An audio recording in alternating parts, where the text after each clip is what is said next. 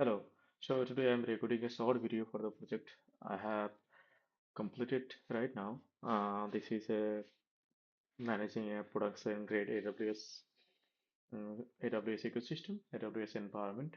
In this project, I have not used Google AWS console, but rather I have used Pulumi, as you can see, and everything the design is done using the Pulumi, the Python SDK of Pulumi. So here I will tell you in the AWS ecosystem in the AWS environment, I have deployed a to-do app in two different AWS EC2 instance, and I have deployed an application load balancer and in another AWS EC2 instance there is a PG database container that is running. So to cut my long story short, there is a VPC, and inside that VPC, there there are two public subnets and three private subnets. In the two public subnets, in one of the two public subnets, there is a Bastion server, and the client app is running. And the from that and in the three private subnets, one private subnet for one Django app, another private subnet for another Django app, and another third private subnet for the database app, PostgreSQL container. So all the private subnets are in different availability zones for highly scalable, highly available systems. So let me just show you how the to-do app works. Then I will go through the Pulumi script. Now you can see this is the server is running here. You can see just run the logs. This is the server. You can see this is Django app 1 and this is the Django app 2. As you can see, run the this is the logs, Docker logs. These are all running on Docker. And this is the Bastion server. You can see this is the Bastion server, and this one is the PG database. You can this is a PostgreSQL database container is running. This Django app server is in a private subnet. This Django server is another private subnet, and this mm, Postgres database server is another private subnet, and this Bastion server is only a public subnet. So here this is the resources you can see, but I'm not going uh, through this console. So this is the to-do app you can see, and what you will do as there is an application load balancer I have attached. So and there is a two Django app containers are running in two different private subnets in two different availability zones. So this is as uh, on the both server is running on two different availability zones. So this is uh, a fault. This is actually a fault tolerant um, a system. So if any availability zones is goes down, the another availability zone is up, might up, and the server might the app might not crash entirely. So it is a fault tolerant, and the database is also in another private availability zone in the same PVC. I will describe later the about the Pulumi script. But now let's see the functionality. So what you will do that this is the Django app server 1. This is the Django app server 2. So as there is an ALB, and you can see as there is an ALB, I am requesting. Yeah, you can see I have selected the Django app first, but there is a no request here. Now again request. You can see there is a request here. And yeah, sorry, I forgot to tell you, this log is of the Nginx container. The Django app server is running on app server Gunigon, and it is I am using Nginx as the reverse proxy. And this is the health check of the application load balancer. You can see this is the health check request. So again, I am requesting refresh. You see there is a and there is no log in the Django app server 1 of the Nginx container again, and you can see there is a request. Now I'm going to the second server. I am refreshing. You can see there is a one request, There is one request. Again, I'm refreshing. There is a no request. Refresh. There is one request. Refresh. There is no request. So you can see all the requests are actually a balance between these two servers in two different availability zones. And all these servers are actually in private subnet, so these are communicating it using an AD gateway. So, and I'm not going to any nitty-gritty using this to-do app. This is just a to-do app. Let me create a to-do. This is a to-do, and can see I to do is just created. And here something we can see that this is the task, and you can see the request URL is that ALB Amazon. This is the I'm requesting using the application load balancer DNS. And you can see this is the IP I'm using here. This is the Bastion server that I have actually deployed the client app in the Bastion server in the public subnet. So the client app is actually in the public subnet, but all the backend app in the Django server and the database server are in the private subnet. And those are not directly accessible using the accessible. You have to access through the designated IPs. So now, as you can see, these are actually working. You can see it is coming from the application load balancer, and again, no, yeah, there is a request. Second server got this request, and again, the second server did not got this request. Again, second server got this request. Again, second server did not get the request. So as it is proved that these requests are actually distributed to these both available servers. Now let's go to the Pulumi code so that we can understand what is happening. So you can see this is I am it is developing in I have deployed everything in Singapore, and I am actually using my own AWS account uh, for this. This is the VPC CIDR block. This is a public subnet one CIDR, as we need at least two public subnet to actually deploy ALB. So I have used two public subnet in two different availability zones, and this is the three public subnet, private subnet CIDR. And mm, here I am creating the PPC. This is Pulumi code, by the way. And here I am creating the public subnet one. Here I am creating the public subnet two. And once the two public subnets are created, now I am creating uh, private subnet. You can see that availability zones are different. This is the region, this is the region A, this is the region B, and all the public subnets are attached to a public IP. You can see, and this is the private subnet one. There is no public IPs are attached, and this is the region A, and this is the private subnet two. This is in region B, and no public IP, and this is private subnet for DB. So this is in the another availability zone, and there is no public IP. So these are the private, truly private subnets, as this does not have any public IPs. And yeah, for uh, by some other means, this is right now private. And I am creating here in IGW. You can see I am creating an IGW so that I can attach to the public subnet, and this is the public route table, and I have attached the IGW to this route table. Okay, so this is truly public route table, and I am attaching the public subnet one, that is first public subnet with this route table, so that the first public subnet can directly access the internet. And in that public subnet, I have actually deployed the Bastion server, and so that I can communicate with the other private subnet EC2 instances. And this is a route table association. I am also again attaching the public subnet 2 with this public route table. So both public subnet are attached to the internet. Now this is about the private route table. This is a private route table, and you can see this is just created there under the PPC, and there is nothing in this route table.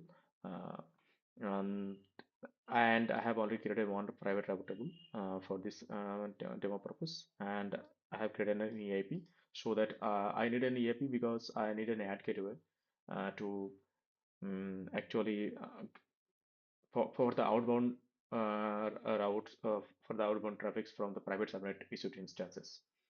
So if a server wants to communicate with the internet from the EC2 instance that are deployed under the private subnet, those needs a NAT gateway, and a NAT gateway needs a, EIP.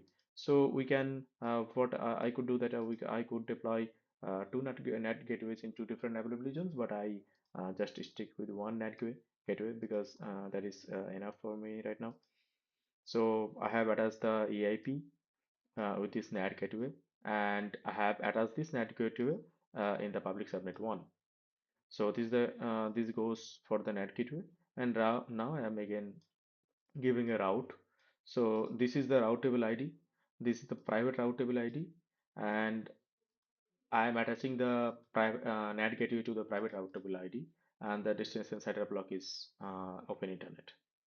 As the networking and the subnet part and attachment are done, now I have to associate this private private subnet and private route table. And I am here attaching the private subnet 1 with the private route table, again private subnet 2 with the private route table, and private subnet for the DB for the private route table, so that I can enter into the DB server and update it and install all the dependencies. And now, as and this is the now as the all the association is done regarding the routable NAT gateway and subnets, it's time for the security group. So the security group, I have designed the security group something like that. Uh, the Bastion server, that is a public server, it will be placed under the public subnet, and we have to I'll be switching from my host computer to that Bastion server, and from that Bastion server only we can SSH into the um, private servers that are in other different availability zones. So that's why I'm creating a security group for the public subnet. So sorry. So you can see under this that VPC, I'm only opening port 22, and the CIDR is on open port, open internet, and yeah, this is just the public subnet security group, and this is the ALB security group. In the ALB, I am just allowing 80 and 443 so that we can take request from these ports. And this is the app server security group. You can see the ingress has the security group, that is ALB security group. That is the on the request from the ALB security group. This all the instances that are created using the app using this app security group will be attended. So if there is a request that is uh, coming from not from the ALB security group, then the request or the traffic will be blocked. This is an enhanced security, and you can see that in that app security group, I am allowing the port for SSH from the public subnet one, so that I can or we can only SSH to this private SSH2 instances from our Bastion server only. And you can see that in the DB security group, we are allowing the port 5432 from the app security group, because only the database should be accessible only through the internet or private IPs of the app Django apps. So only the private Django app could communicate with the database. So no other IP are allowed to communicate with the database. And I am allowing the port 22 for the public subnet, so that I can SSH from my Bastion server to this to the any database that is created using this DB security group. As you can see, this I am using an Ubuntu AMI and attached a key pair, and now you can see I am creating the Bastion server. This is a Bastion server for public for the managing all the servers. Will be SSH to this Bastion server from my host computer. Instance type is T2 micro. This is the Ubuntu, and subnet. You can see this is the public subnet. You can see this is public subnet. PP security group IDs is the public security group ID. I am attaching the public security group that allows SSH from any local computer, any local host, and I am attaching the key name. And you can see private subnet instance for Django app. In this case, you can see subnet is that I am using private subnet in the Django app, and VPC you can see I am using app security group. Okay, and if for the Django instance too, again same thing, but I am attaching to the private subnet too. So these both servers are relies on two different availability zones. Private subnet one is relies on the B availability zone, no, A availability zone, and private subnet two relies on the B availability zone. So these are the different availability zones, these subnets. So these are actually fault tolerant. If any availability zones goes down, and the load balancer would not get any request. As you can see, there are 200 requests here for health check. The load balancer would not get any health check return from this server. If say, let's say this availability zone has goes down, then if this is up, then all the requests will be routed to this availability zone, this server. And you can see we are using the same app security group that only allows SSH from the Bastion server. And you can see PGDB instance. And for the PGDB instance, we are using private subnet for DB. This is under the C availability zone, and we are using the DB security group that only allows SSH from the Bastion server, and it only allows the PostgreSQL port only from the Django app this security group. So that means that only the Django app servers that has a private IP with the CIDR block of this app security group are only allowed to or will be only able to communicate with this server. And now we can see these are for the ALB application load balancer. This is the target group. This is the target. I'm only targeting 480 right now, and I'm targeting the instance type. And this is the health check API. And this is the interval every 60 seconds. It will actually send a health check request. Time it is five seconds means that it will wait for 5 seconds for the response to get back to the load balancer. Healthy threshold is that if any two consecutive two requests are okay, then this is healthy, and if any unhealthy threshold means that if consecutive five requests are unhealthy, then it will actually think this is not it will not actually forward a traffic to this to that instance. And now I'm just attaching the instances here, Django instance to this target group. I'm again attaching the Django instance to this target group so that under this target group, load balancer can actually distribute the load. And I am creating an ALB here. You can see this is not this is internet facing, so that everything internet will be directly coming to this ALB. A security group, you can say this is the ALB security group that has opened the 480 and 443. You can see subnets as LB requests at least minimum of two public subnets. So I have already created two public subnets.